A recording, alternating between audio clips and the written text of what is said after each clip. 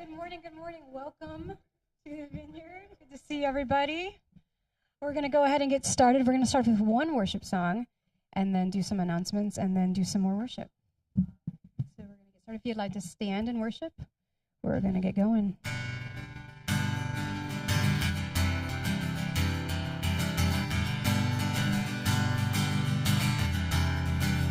This is our song. This is our cry. Lord, at the power of your presence, change our lives. This is our hope. Yeah. This is our prayer. Lord, at the source of our salvation, meet us here. Fall on us now. Fall on us now. Open up the sky and let your love come down. Fall on us now. Fall on us now. Open up the sky and let your love come down. You're all that we want. You're all that we need. Suffering God and world of sinners to be free. So lift up our heads, lift up our voice. Come and be worshipped like no other. Freedom and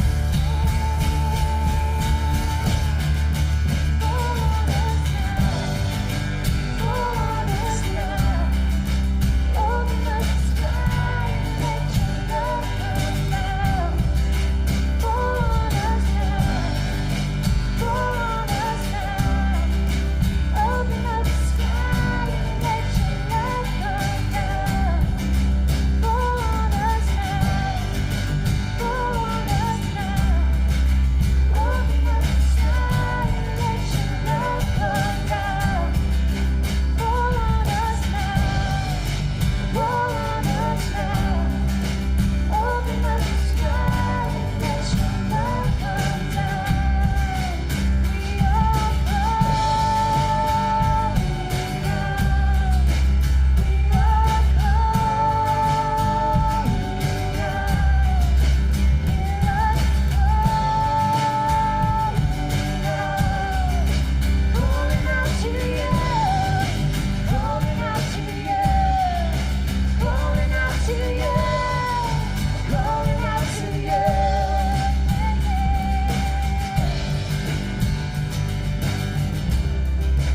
Calling out to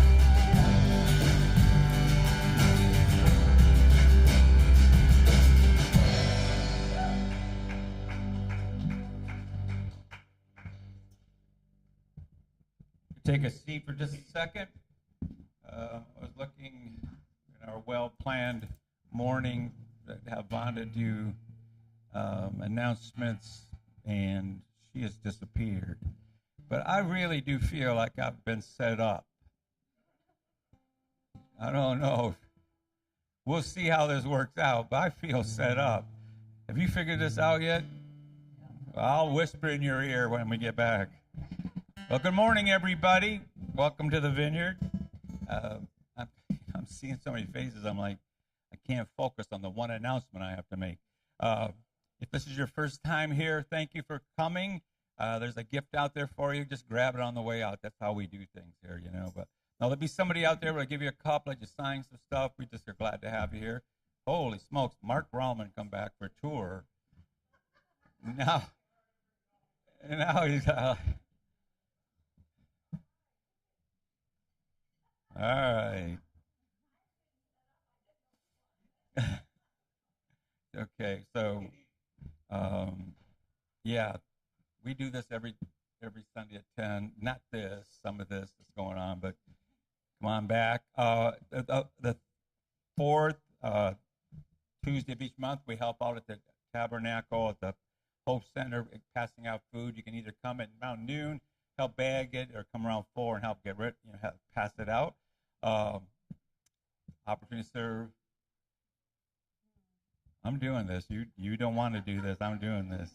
Okay, the 31st. We made an announcement last week. We're going to keep adding to it. So Sunday the 31st, we're going to do our service in our backyard. So it would be like I want to say 11 o'clock. Bring a lawn chair or something. Bring bathing suits. But we're going to do a whole picnic and everything. So we'll do our service 11 o'clock in our backyard. And then from there, we'll do a cookout, bring a dish to pass. We're going to cook the best hot dogs in Toledo and do that. So if it happens to rain, we'll be back here. But if it's a good day, so the 31st, 11 a.m., outdoor service at our house. Details to come. Yes, also, if you I should have never done this. Like I feel like David Letterman. Like, we'll just throw that thing away. If you want to be baptized, somebody, or you want to be baptized, that'd be a great day to do that. We have water, and we'd love to do that. So you can talk to Vonda about that. Those running water pictures kind of make me have to go to the bathroom. Just if you ever want to know why I leave sometimes. All right. So yeah, you want to be baptized? We'll talk to Vonda. Let me know. We'll sign you up for that. It'd be a great day. So the 31st of July, 5th Sunday, we'll be at our house outdoors, weather permitting. All right, you got it. All right, guys, we're going to go back into some worship. So if you want to stand and worship, you're more than welcome to. And if at any point you'd like to sit down, you're welcome to do that as well. But we're going to stand first in worship. Lord, we just invite your presence here today. We just come to worship you. We just want you to be exalted. Sing, "Oh, the depths." Oh, the depths of your mercy. They say a wretch like me, and the waves of forgiveness. It's your blood. It's your blood that covers me. Pour it out. Pour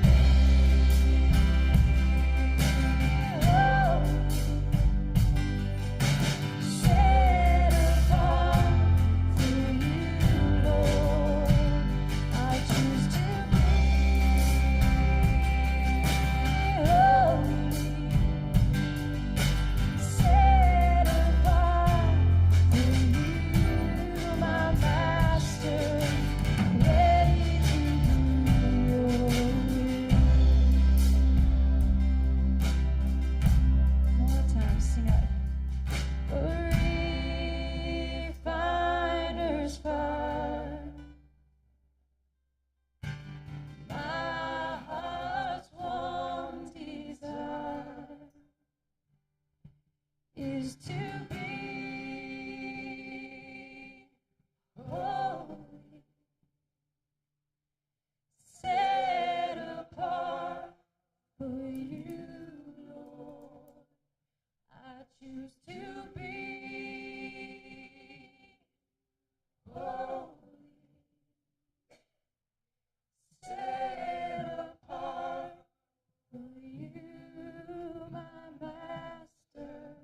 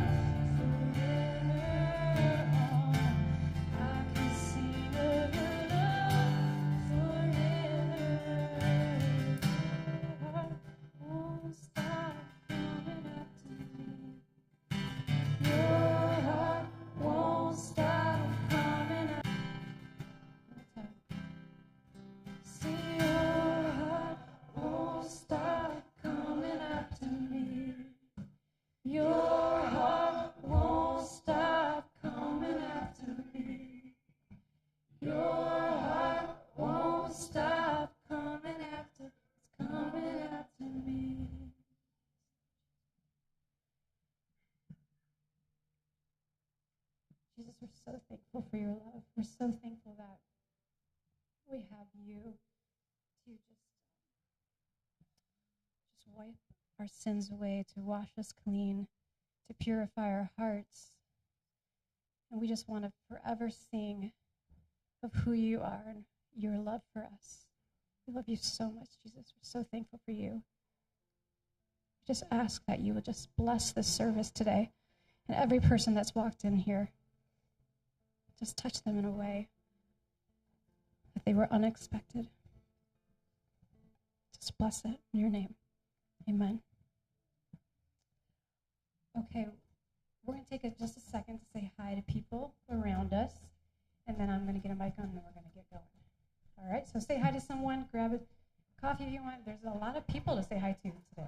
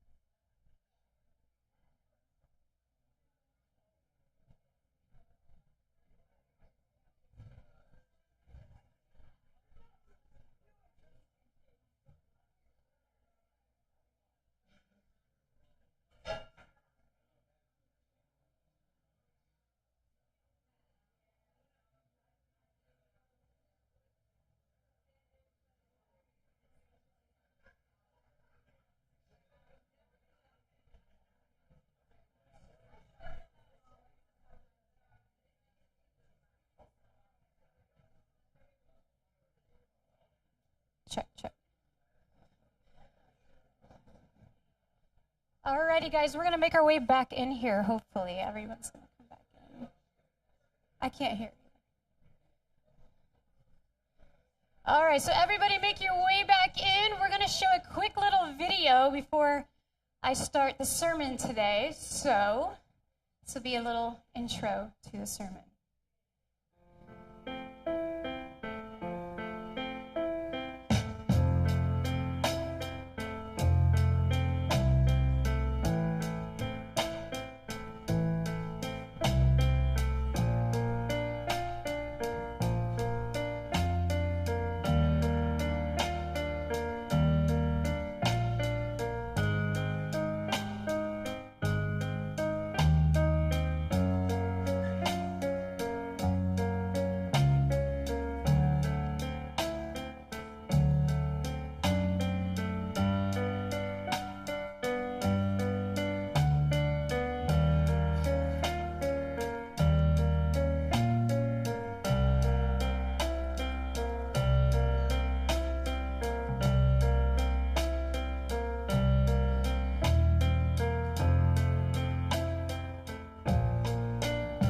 As time goes on, I realize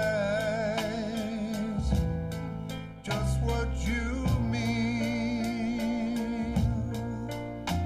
to me. And now that you're near, promise your love that I've waited to share, and dreams of our moments together. Color my world with hope of loving you.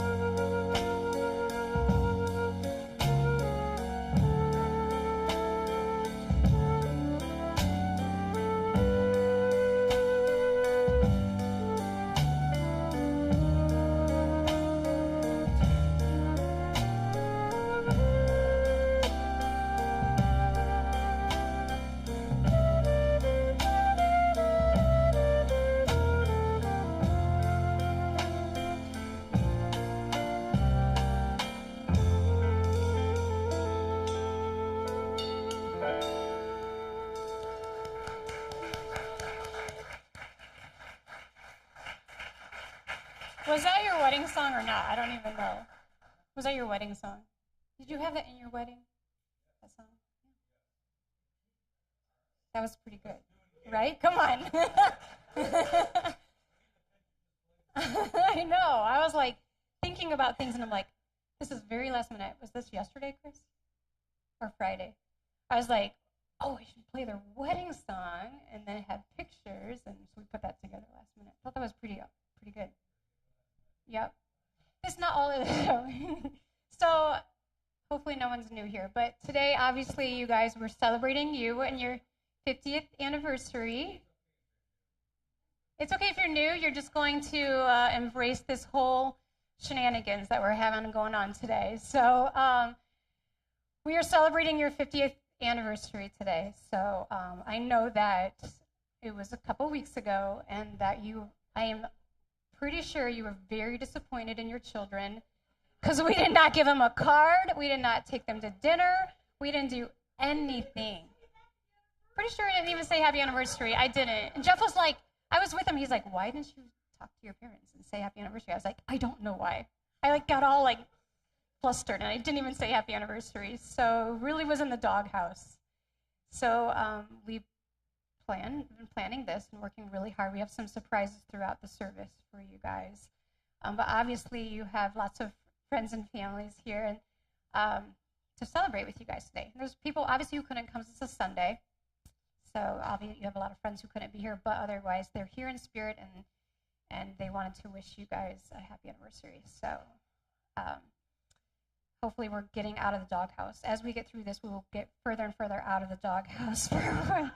My mom told me a year ago, like, "Okay, I really want you to plan a really amazing 50th anniversary party where we dress up and we have," and I'm like, "It's just me and Corey." Well, I mean, and our spouses, but we're like, "You have 2 kids, and you want us to spend, I don't know, and I'm not good at this." No, so this is the best I could do.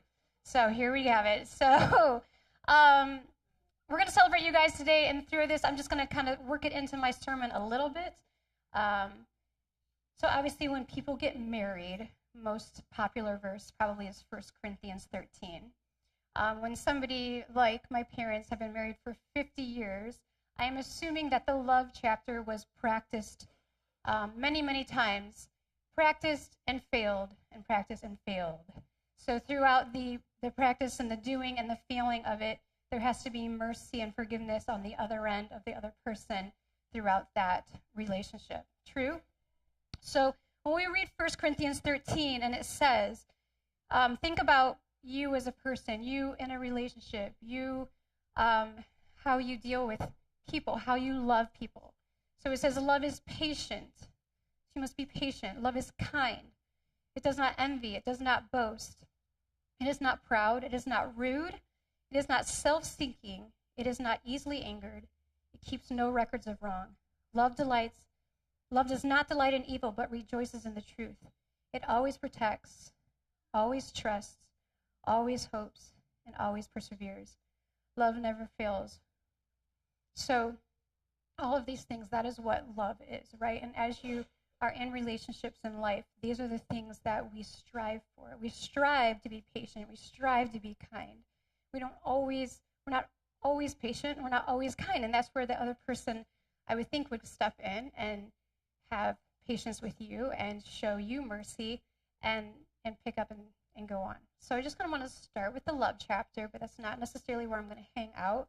But I'm assuming that through the 50 years of your marriage, you did practice a lot of those things. And I don't know, I'll tell you, like as a kid when I was growing up, I don't think I ever saw my parents fight or argue or anything like that. So not that they didn't do it, but they were good examples of how to love well.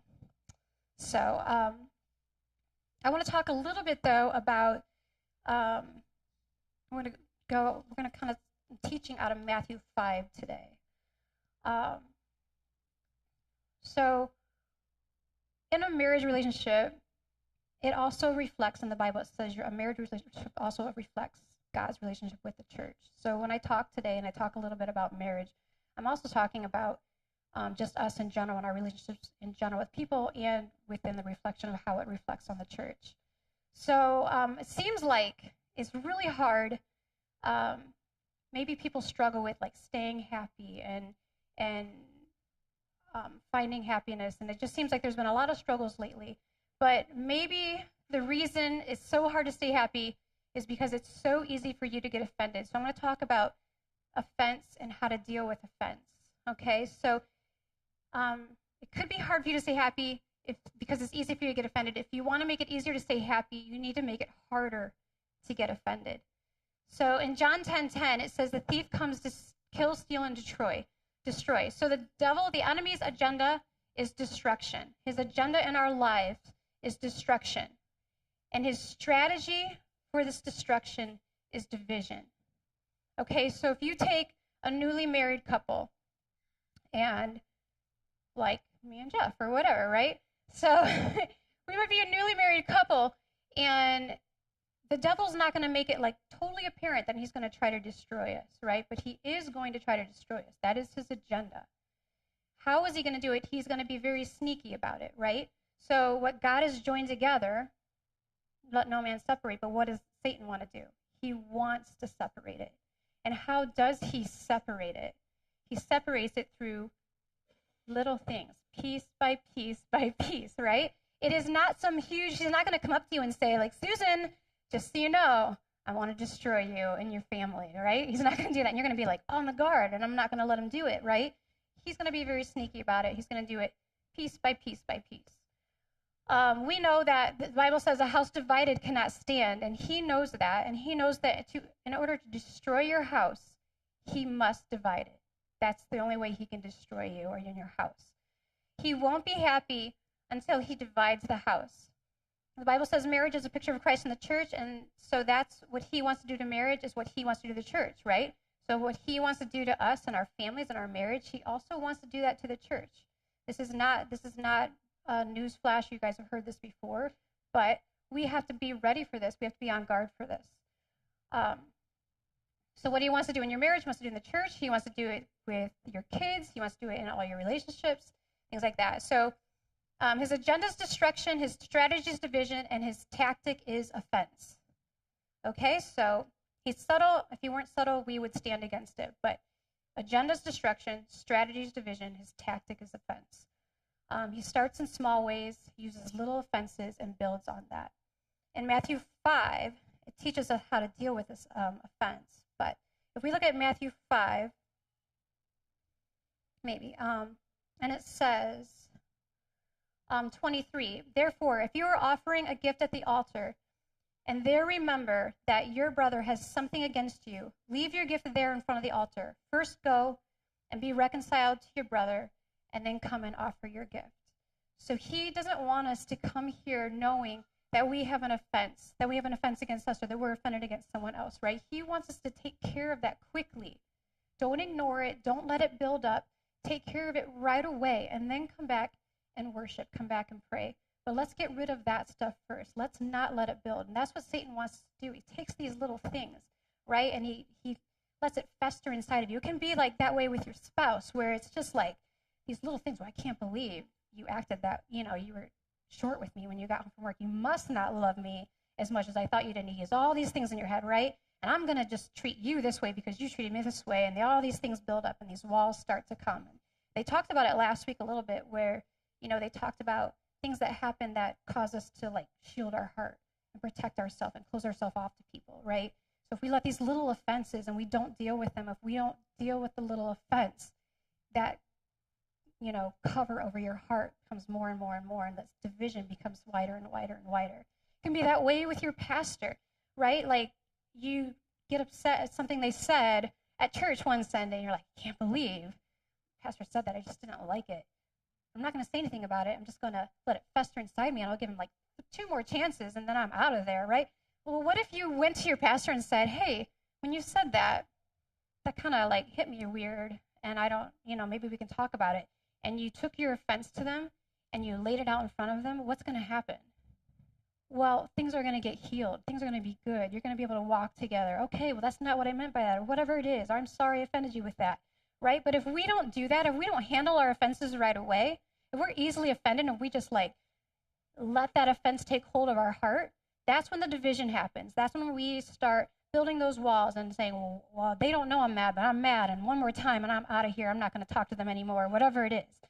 Same thing with your pastor, same thing with your spouse, with your kids, everything, right? We need to figure out how are we going to figure out how to deal with our offenses so that we don't let them fester in us. Like if you've ever talked to, well, okay, one thing I want to say, this is kind of like a profound statement. I saw this in a sermon this week, but the closer the relationship, the greater the opportunity. So the closer your relationship is, the greater the opportunity, and it can be for intimacy, but it can also be for offense, right? So, nobody makes you mad like somebody that you love, and nobody can hurt you like someone you love. So you have that chance, like the closer you are with someone, the greater there is for that offense, but also the greater chance there is for intimacy. So we have to keep ourselves open and ready for that.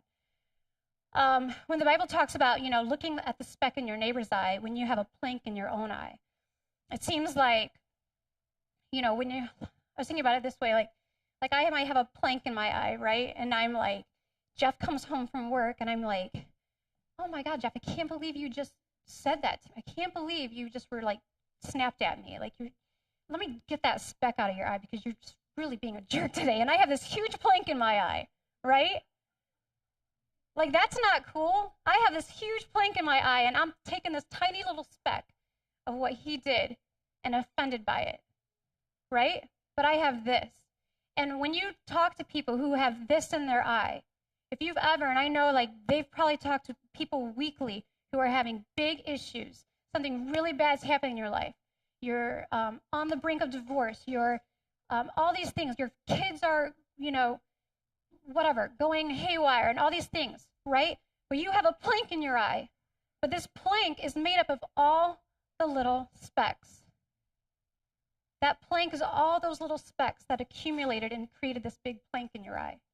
What if we would have dealt with those specks before it became this plank? Right? We have to deal with the specks. We want to deal with it now before it becomes this. Right? We don't want to have to deal, we're talking about people. There's people that we know that are going through hard times, that are ready to leave their life behind. And it was never this huge, it wasn't, not just that it never is, because sometimes it is. Something really bad happens and things happen. But a lot of times it's this filled with tiny little specks that they didn't deal with. And then they didn't deal with, and they didn't deal with, and now they're here, and now they're done. When they could have dealt with it, and the plank wouldn't be there, right? So I don't know if that makes any sense. But there's not very many times that you talk to somebody who's on the edge of divorce, or their kids are wayward, or whatever it is, that it wasn't these little things that happened that accumulated to make this big thing where it is. And if for that moment, it's so easy to be like, man, I don't like the way he just talked to me today. Well, I'm going to do this. I'm not going to tell him that I'm going to start treating him this way and doing these things, and I can't believe he would do this. And then Satan gets in your head, and he's talking about these things. They must not love you. They must not do this. All of these things, and it just becomes this huge ball of crap that happens because you didn't just go up to your spouse or your pastor and say, man, that hurt my feelings. Man, I wish you wouldn't talk to me that way, because that really hurts my feelings. It makes me sad. Can we work this out? Can we figure out how to not do that anymore? And not that it's always that way. Maybe your person is like too bad and they're not listening to you. That's one other thing. But can we try to deal with it in the moment so that it doesn't become the plank? Deal with the tiny things. Be on guard. Know that Satan comes to steal, kill, and destroy. He wants nothing more than to destroy your marriage, your kids, your church. Why? Because if he can destroy that, look at all the destruction that comes from it. All the webs that are connected to it, and all the other lives that are impacted and destroyed from it as well. So when are we going to stand up against him and stand up against that and say, no, I'm not going to do that. I'm not going to let this happen. I'm going to love my spouse. I'm going to choose them over me. I'm going to choose to be patient. I'm going to choose to be kind, even when it's hard. Because it's not always easy, but we have to choose it. Obviously, we choose that. But also choose to not get offended. Can we choose to not be offended? How are we going to deal with things that come up in life that easily offend us? How many times have you posted something on your social media and 100 people comment and say, I love you, you're amazing, you're so amazing, and one person says something nasty, and what's the one thing you focus on? That one thing, and you're like, man, that person said I was, that what I just said was stupid. I can't believe, and you can't get it out of your head. Sinking feeling in your, we are just easy to offend. Let's stick to that one thing. When you have all these other good, positive things, same thing, like one little thing that your spouse does, you're arguing about the dishes, whatever, right? And I forgot I had a really funny video. Chris, can we play it? I don't even know if it fits here. I just think it's really funny, and I like it. So let's play that video. I love it when I see new couples, man. New couples, they just get married, and they just have it figured out. They have all the answers. They have this whole marriage thing. Oh, it's so easy. They're always bragging about their relationship, I'm talking, it's so amazing. Our marriage is so amazing. What's so great about it? It's just so spiritual. It's like we're joined at the soul. The soul. What do you mean? It's like we finish each other's sentences all the time. We finish each other's sentences. I'm like, big deal. I don't care how long you've been married, you always finish each other's sentences. Been married for 15 years. I'm like, hey, honey, can you make your own sandwich?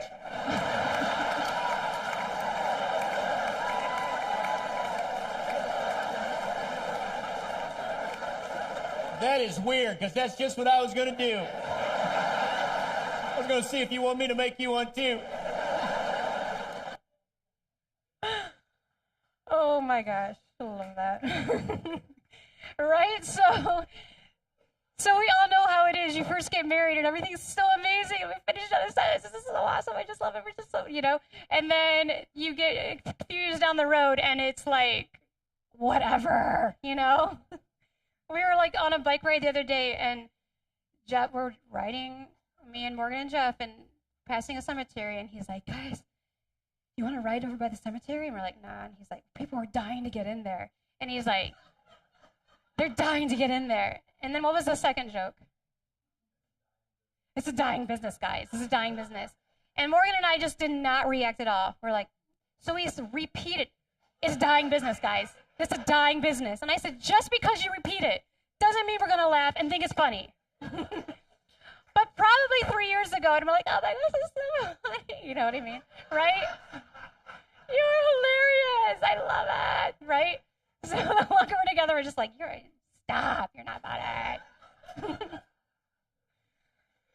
So that's just a part of life, right? But it's also like, honestly, that kind of like piqued my, like we were talking about it with someone else, this other couple that just randomly we met. And he said the same thing, his wife says the same thing, and I was thinking about it. He was like, yeah, when we first got married, she thought it was real funny, and I was like, you know what, I probably should check myself, right? Like, still laugh at his jokes. We haven't even been married that long, but like, still laugh at his jokes, still tell him he's funny, and do all these things. It's a check. Still need to do those things, right? Let's not get to this point. So many times, like, you see, a couple who are going through, maybe they're at the point of this crossroad, and you're like, how did we get here? Like, how did we get here where you can't stand to be in the same room with each other when, let's think back to our wedding day. We saw the video, and you're like so in love, and you want to be together, and you're so excited to be together. And how do you get here where you're trying to decide if you want to walk away? Like, how do you get to that point? And you get to that point by tiny little offenses, non-stop, piece by piece, breaking away, chipping away at you, building the wall up. So how do we fight that? How do we not get offended? And he tells us in Matthew 5 that you need to go and settle the matter right away. You come to church, you're worshiping, and you're thinking, God, you're so good, and I'm so angry at my husband. He's such a jerk. I can't stand him right now, right? Settle the offense. Figure it out. Tell him you're upset. Tell him you're sorry for what you did. Whatever it is, figure it out and settle that offense, and then come and worship. Okay? But don't let it go, and don't let it build up until it gets so big that you have this plank that you don't know how to get out of your eye, and that you can't see straight. You can't make good choices. Okay? Like your mom said in kindergarten, make good choices. That's what I tell my kids every time they leave the house. You can leave the house and make good choices. So, what else?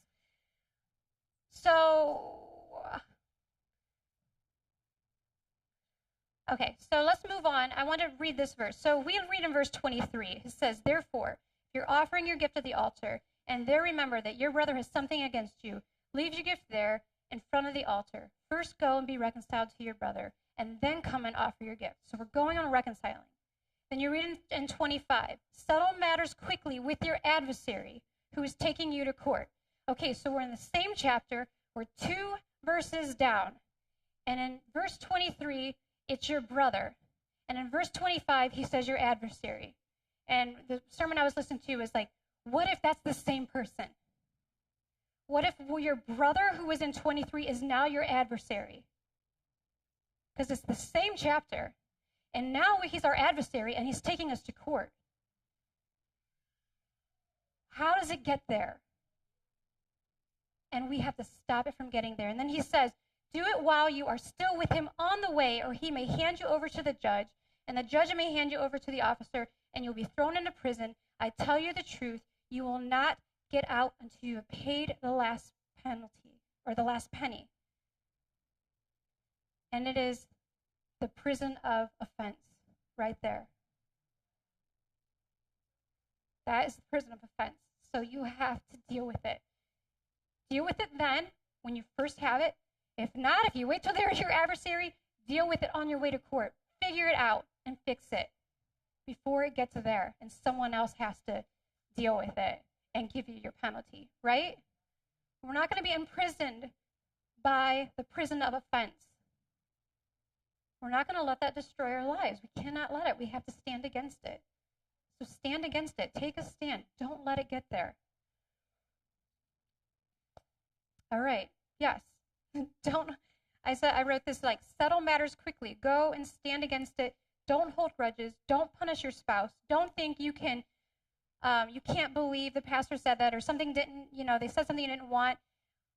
Whatever, I'm going to give him one more chance and then I'm out of here, whatever. No, settle your offenses. Don't hold the grudges. Go and figure it out and do it before we get to the point where it's a big disaster. It's a big hot mess, right?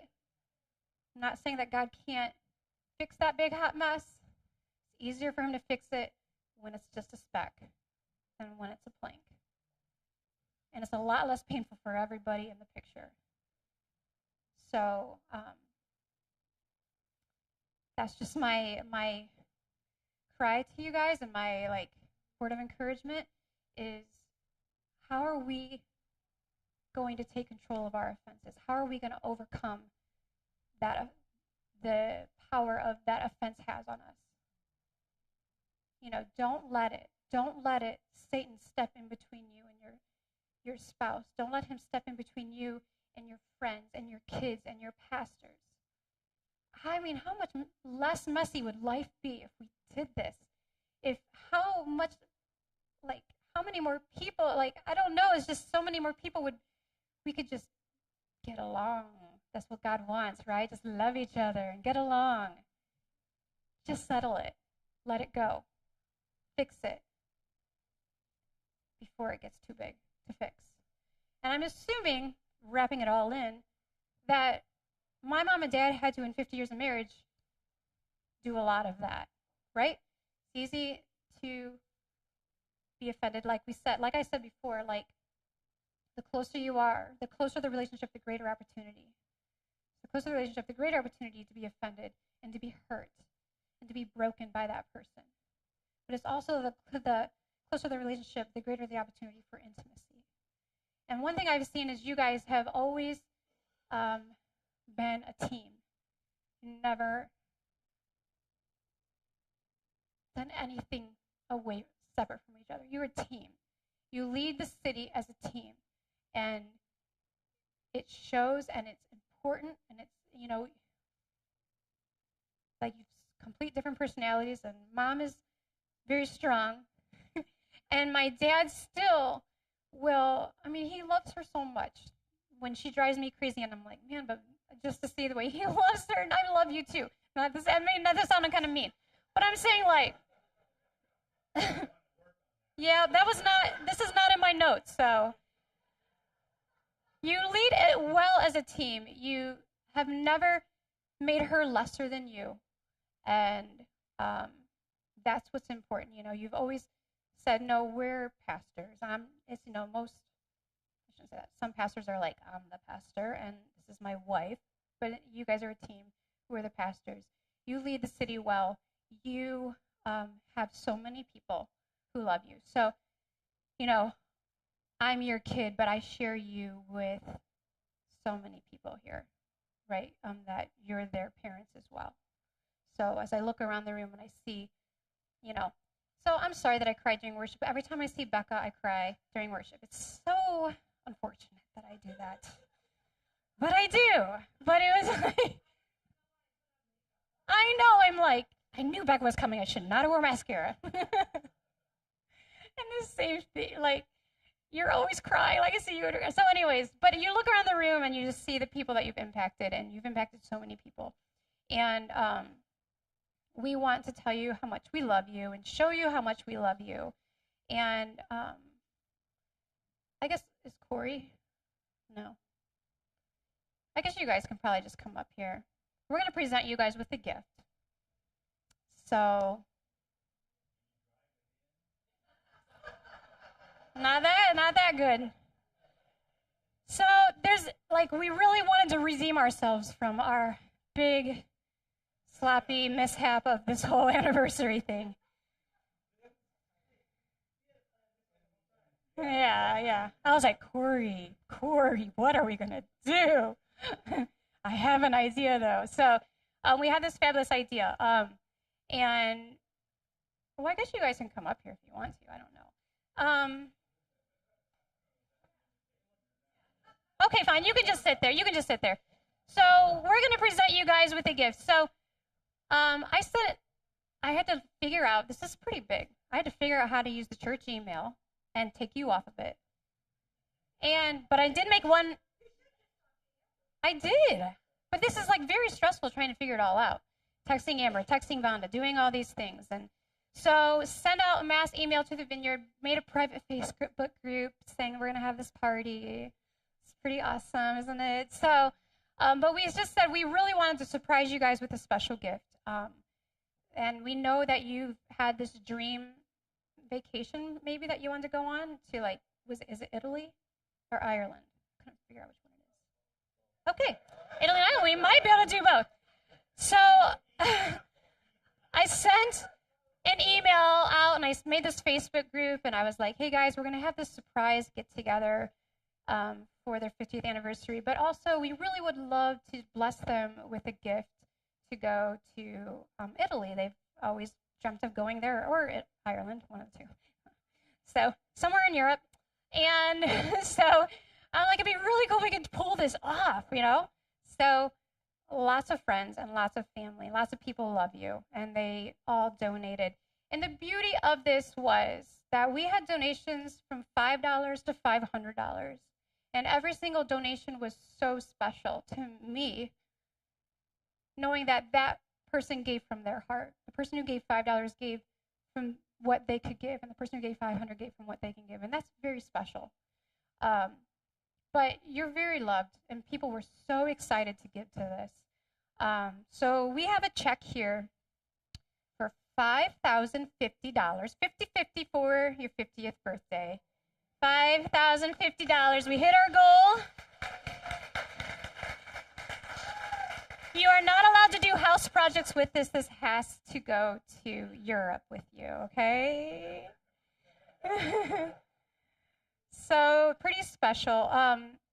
This, just in case you want to use this itinerary, here's a little itinerary on how to get to Italy and how much it costs. So we can get all that worked out for you. It's a great little tour going on there. I have a card here, and in the card I have a list. I tried really hard to type every single person that gave, okay? And up until like last night, people are still giving, and I'm having to erase and reprint it out. So a list of the people who gave to your trip, which is pretty special. Some people wrote letters. A couple of people sent in a video. So I'm just going to read just a couple of letters. Maybe it's out to you guys. And if maybe anyone wants to give a little special, say something special to Bill and Barb, you can do that as well, okay? So this is from our friends Chris and Kareen. It says, Bill and Barb, congratulations on your recent celebration of 50 years of marriage. You two are probably not even aware of the blessing your marriage has been to those around you.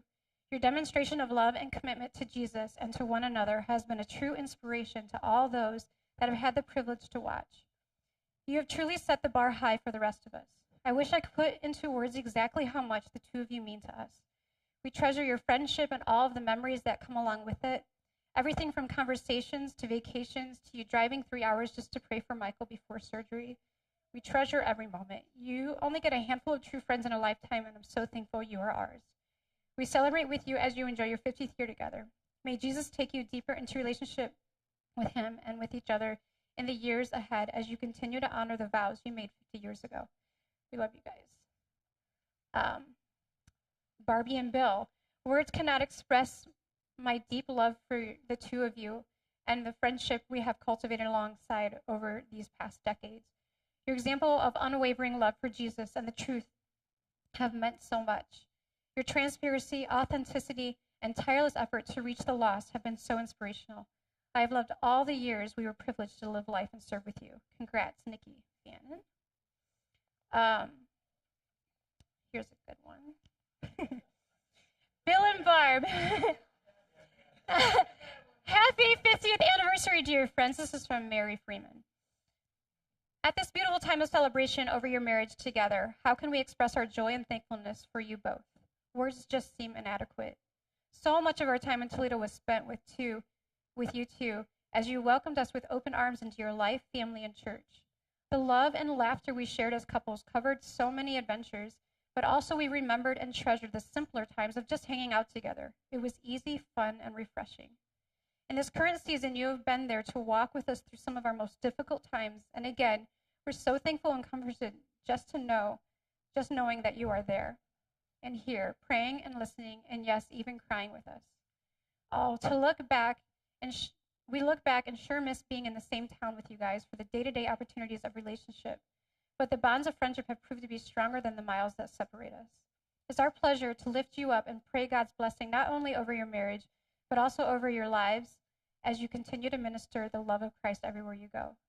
You both make a huge difference in this world, and the power of your two lives working together through your marriage ministry, while it multiplies the kingdom victories as only God's math is able to do.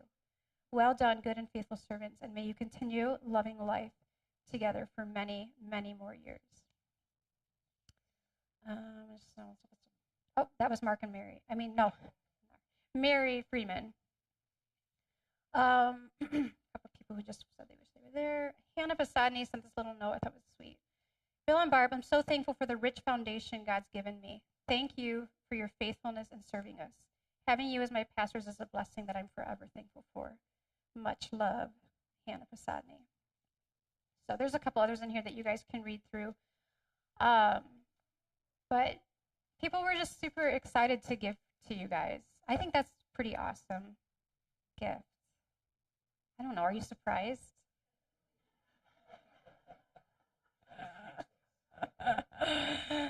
Oh, jeez.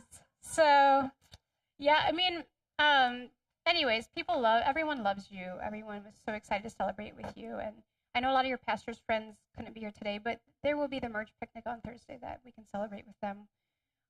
Does anyone want to say anything? Come up and say anything to Bill and Barb.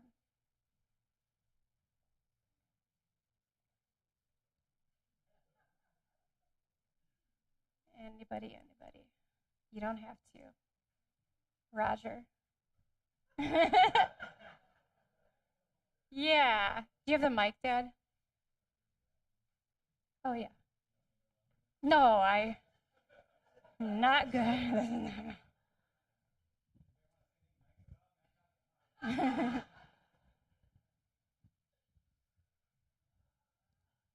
You know, we worshiped this morning. It's really appropriate that you would celebrate their 50th wedding anniversary during a worship service. I mean, that's a wonderful plan. And in worship, what did we do? We all honor God every time we worship. And, I'm so glad that you picked some oldies but goodies because it was about 25 years ago, and we were singing those songs 25 years ago, and that's when I met Bill and Barb. And I got a little choked up with some of those songs. And it was just beautiful sets, beautiful sets. But the other way we honor God is by honoring God's servants. And that's why we're here too, because these two have been the servants of God for as long as you've been married, if not before. So it's just an honor and a privilege, and I think I'm speaking on behalf of everybody that's here. It's just a privilege for us to be able to honor the two of you today and your 50 years of marriage. And I just want to say thank you for the fact that you're a special couple and you've had a special place in our life and in the lives of so many people here, as the letters testify. So just thank you for your love for each other and your love for us and your love for the Lord. Thank you. Of course. All right. You can't have all the attention. Do not do a sermon. We're timing you for 30 seconds. Wow. And Nicole's greenery is wilting out there, so I gotta hurry up. I don't ever remember you guys fighting, which is amazing. And what? Just a few? Pretty. Oh. I could tell he was edgy this morning. I was like, ooh, he's a little edgy. Yeah. But I mean, the example you have set for me, Dad's tenderness and easygoingness, and Mom's enthusiasm for everything that God's got going on, and just how you guys laugh at each other, laugh with each other, is just inspiration for me and my family. And I love you. You guys are amazing parents. And I'm so glad God gave me to you. And that's it. Congratulations. I love you guys with all my heart, and my whole family does too. So. Yep. Good.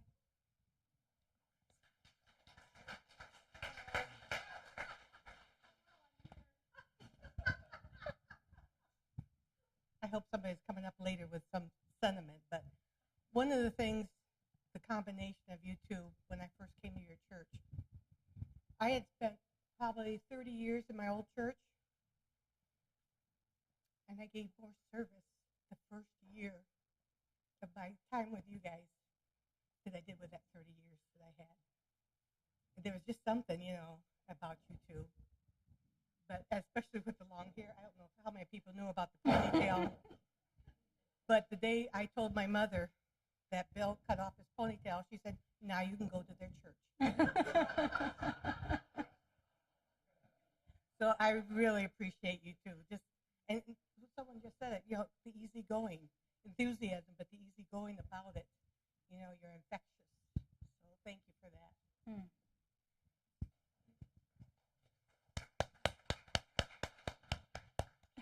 This is not easy to do this without crying, but goodness, I remember way back to Living Word. I mean, way back. I'm trying. I don't know how old I was, but I don't know. I feel like it was 10 or something, maybe younger, maybe older. But oh, I thought he was saying no, I wasn't. No, Rhonda, no. Anyway, Dad wanted me to talk for him too because he didn't think he would make it through, but all that you've poured into so many lives and the legacy that you leave across the country and the nations, honestly. And celebrating this 50th with you guys is huge. And really, we would have done a 50th for Mom and Dad. But anyway, I'm so proud to know you guys. I love you guys. And you're kind of like parents to me too, and my kids. And Johanna and Hans and their kids, and so many people all over the place. I love you so much, and I'm thankful for you.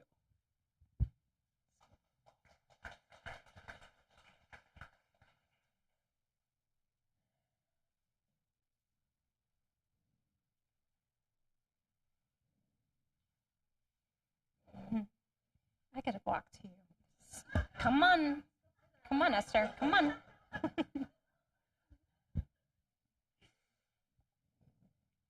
So I like to be last because they say they save the best for last. I don't know. Hopefully. Oh, wait, before you start, I know Mom wanted to have a big fancy party for her anniversary, and I was like, I can't pull that off. But you just go to their party, and I'll pretend like it's yours. Because they've got a big fancy one coming up, right? I know, right? I was like, Esther took care of it. We'll share. We'll share. Honestly, we're throwing this party, and I feel like it should be for everyone else. So I think we're just going to we've got some 50th birthdays, and we've got some 50th anniversaries. So we're just going to highlight everybody else, and you just all get the party together. That's the point. So, no, but, no, I just want to say we had the privilege of having Bill and Barb both marry us together. And again, that testifies to the fact that they're both pastoring together and they're a team. And since then, Chris and I have received the compliment that we work as a team, and that's always our goal.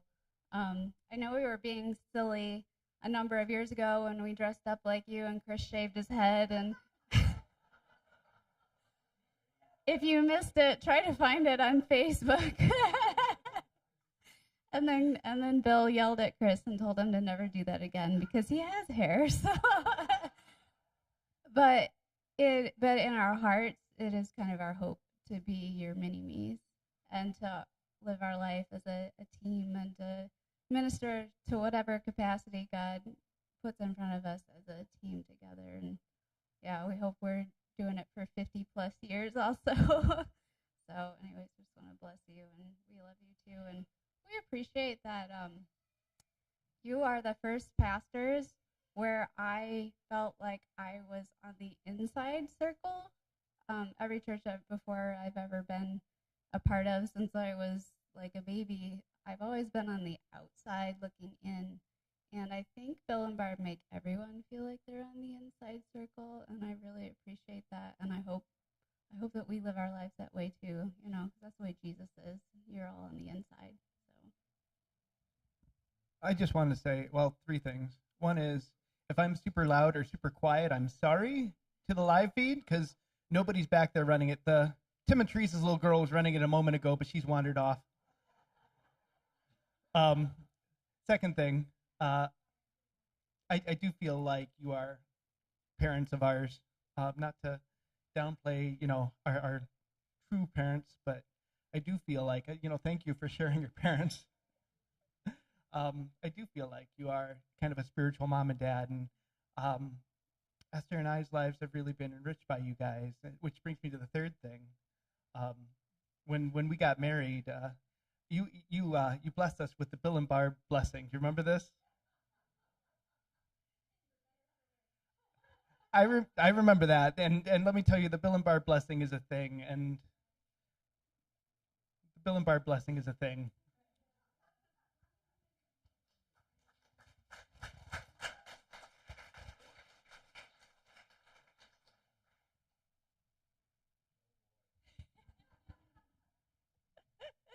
I love that every time I come up here, that's Bill's response. Oh boy.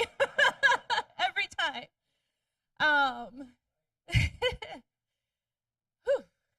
I just want to say, you have really stepped up in a lot of ways.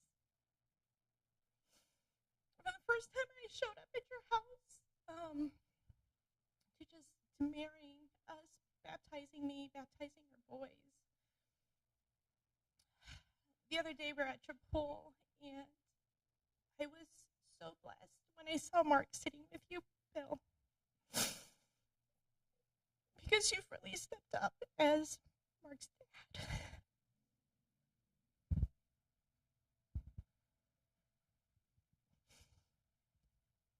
And with my parents being in Korea and Mark's parents both being passed, I just want to say I love you both.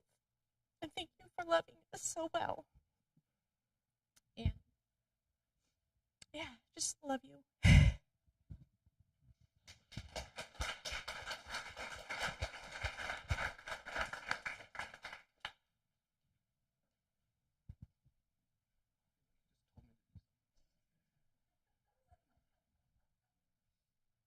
Well, I guess Bill and Barb, I met you around your 20th anniversary, which is weird.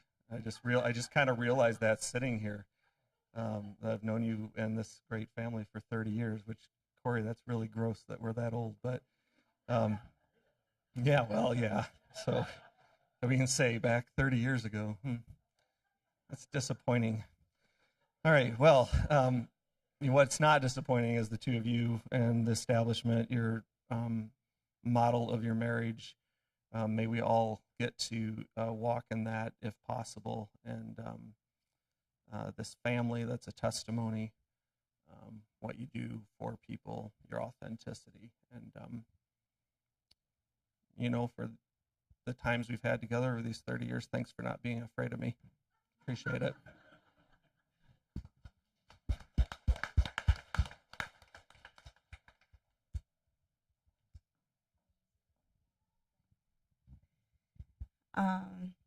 I just want to thank you guys for being a big pillar in my life year and a half that I've been here and checking in, and just investing into me. Pastor Bill definitely has taught me just by his actions how a man should treat me, and that means a lot. And I don't think I've ever even told you that, but I was texting Stace one day about my car, and it was I didn't know what was wrong with it, and I tried everything, and I'm kind of like a do-it-yourself type person. I don't want to bother people, and she ended up sending Pastor Bill over, and it just ended up being my battery. But he really did get under my car with a wrench and the whole 9 yards. No, it was something else. I was trying to change something on my car. So yeah, just thank you for like showing a little bit of what Jesus looks like in that moment, because you really dropped everything and like you were like, yeah, I'm here, no problem. Like it was nothing, but it really was like everything to me. So thank you for that and for everything you guys do.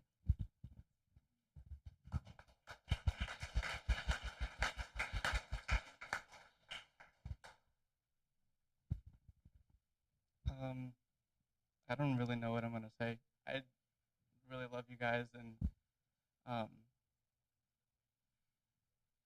don't know. You guys have just taught me a lot, just humility and how to put other people first. And I don't know if I always live up to that, but you guys mean a lot. And thanks for always being there.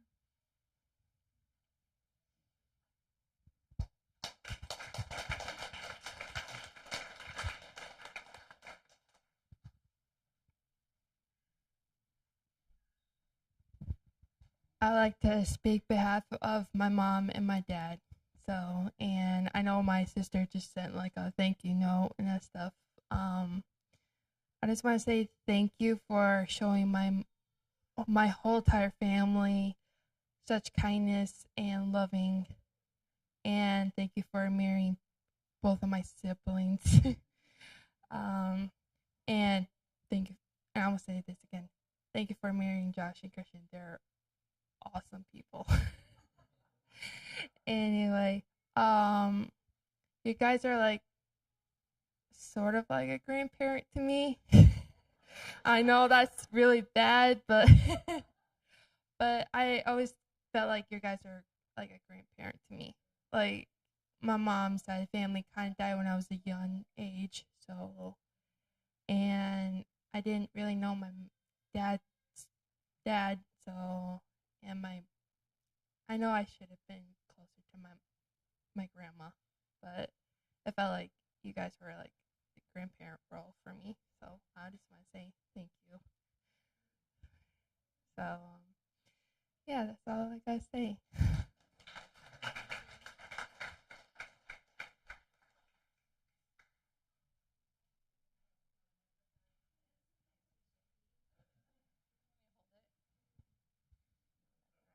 Not everybody.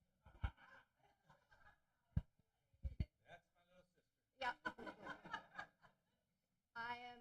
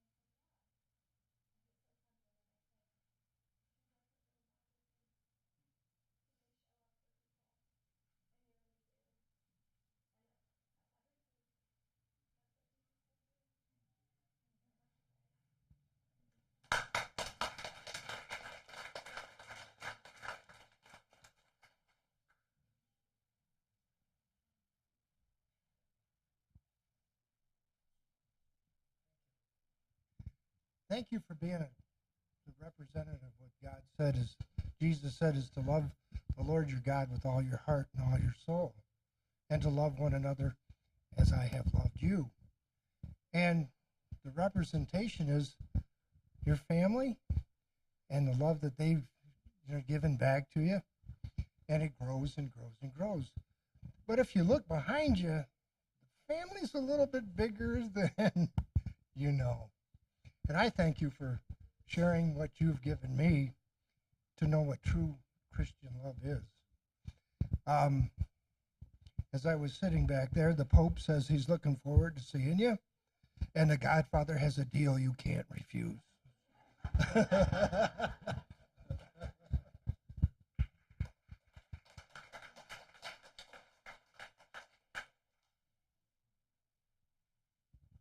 You know, it's kind of funny. I was with Bill and Barb last weekend, and I overheard a conversation Barb was having with my wife about their anniversary and how their kids had forgotten or something. I don't know. I didn't hear all of the conversation, but I just thought it was kind of funny that, you know, and I thought, oh gosh, they still don't know. I really was surprised you guys didn't know. I don't know. You put something like this out, you just kind of expect people are going to get wind of it, but.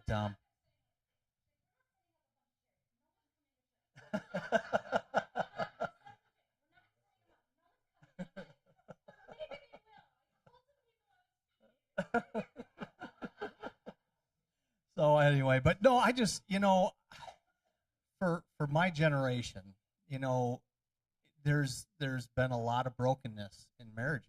There's been a lot of, it's not the norm any longer to see what you guys have once you share. And it is so, it's really refreshing and humbling, and I don't even know the words to put to it, to watch how you guys love each other, to watch the ebb and flow, like there's even in the tensions there's symmetry, and to see how you guys love each other so well. And it's something that we need to see. And I don't know if you probably, I don't know, I think a lot of times we maybe take that for granted, but it's really inspirational, and you guys are just a blessing to myself and so many people. So thank you for loving each other so well.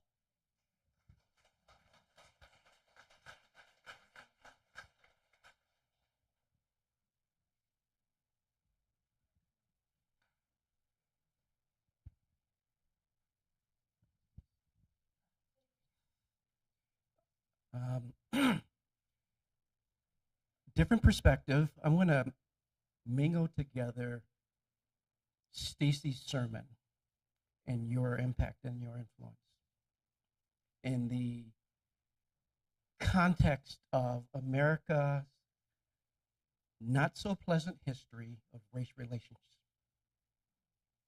and the years of offense and the specks and the planks that have created so much hatred, hostility, and division in the racial area.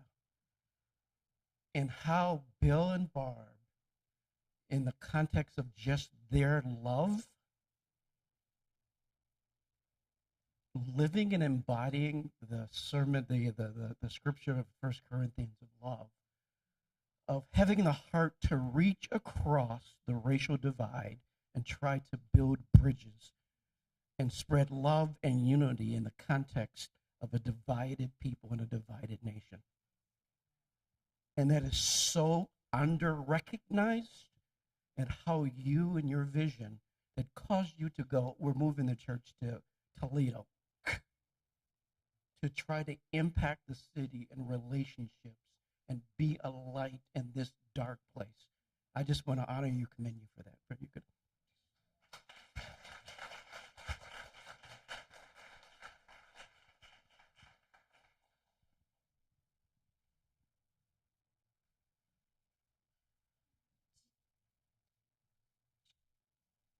Okay, so you can probably, if you want to say something, you can. If you don't want to, that's fine. But we do have a wedding cake out there that you guys will be cutting the first piece and doing that whole thing. What did it? Oh, wait, I do have two more videos. They're quick ones that someone sent in that couldn't be here. And then we'll cut the cake. Okay, if I can be serious for a minute. Okay, if I can be serious for a minute. Getting ready to leave in an hour or two for our regional conference, and just aware that you and Barb aren't going to be there.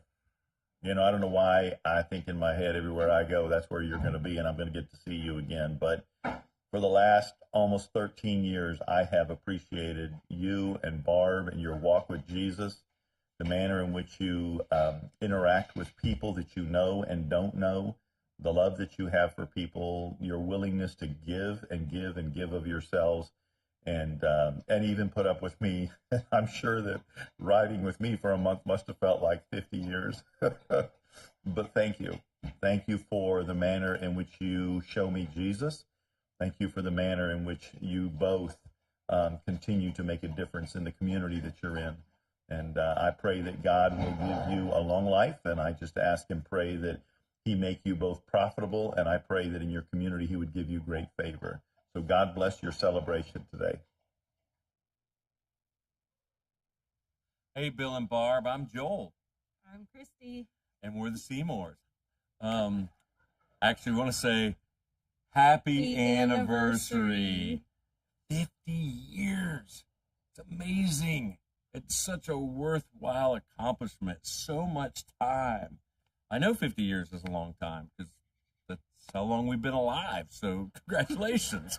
But seriously, I just want to say what a remarkable accomplishment to not just be married for 50 years, but 50 years of just giving life to one another and how you treat one another, and then just the impact you've made on your kids and grandkids and your church and your city, and the impact you've made on people like us. We've so enjoyed the times we've been together on trips and dinners and all the conversations we've had. Yeah, speaking of conversations, thank you, Bill. I wanted to say thanks to you for the few conversations we've been able to have over dinner. Thanks to Barb and Joel carrying the conversations most of the time. You saying we talk a lot? I think, Barb, she just told us we need to shut up.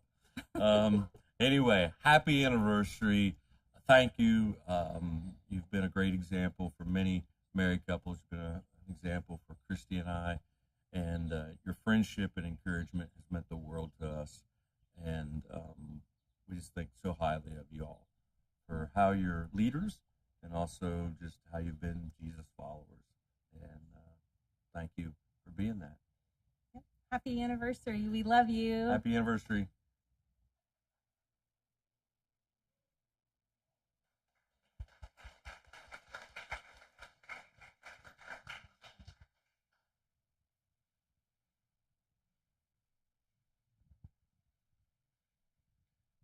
Well, I didn't know what was going on.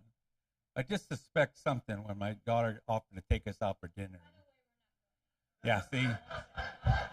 I thought I was going to a real nice restaurant for lunch, but no. we were just home for Applebee's. Anyway, thank you guys.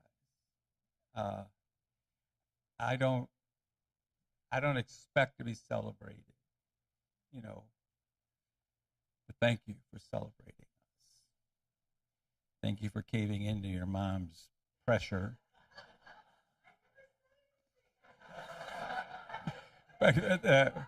When Barb told him, we want a big party, Corey's first words were, you should have more kids. And we're like, 50 years, that's too late. But, yeah, I do. I just want to say thank you. Some of you are here, you're just as hijacked as we were. I don't say this is not what we do every Sunday, but maybe we ought to. But again, thank you. And I thank my wife for having said yes 50 years ago and having to say yes every day since. And we do. The only way we make it is to be together. And we laugh at each other. We laugh with each other. We laugh as Barb laughs at our own jokes. Nobody else laughs. We're laughing at that. But I made fun of it at 50, thinking, what's the big deal?